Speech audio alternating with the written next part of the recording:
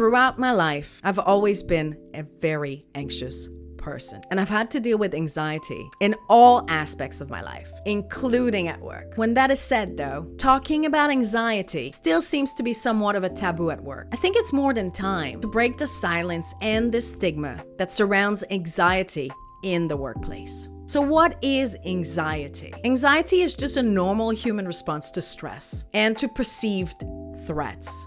For those of us who experience anxiety, it can manifest in so many different ways. And at times, it can even escalate to panic attacks. In my case, panic attacks have even occurred at work. But over the years, I've learned to identify my triggers and to manage my anxiety effectively. But it doesn't mean that it's always easy, because it's not. I have personally faced anxiety in many work situations, from meetings and networking events to presentations and team building exercises. And it's important to recognize that anxiety can affect everyone and anyone, even those that have climbed the corporate ladder. But regardless of whether or not you are facing anxiety, it's important to remember that there are ways to manage it, and everyone can find their own coping mechanisms. But in any case, regardless of your situation, just remember that self-awareness is key, and that physical exercise and therapy can also help. And you shouldn't be ashamed of any of those things. In my case, I train almost every day, and I've done my fair share of therapy. And I can't stress enough the importance of speaking up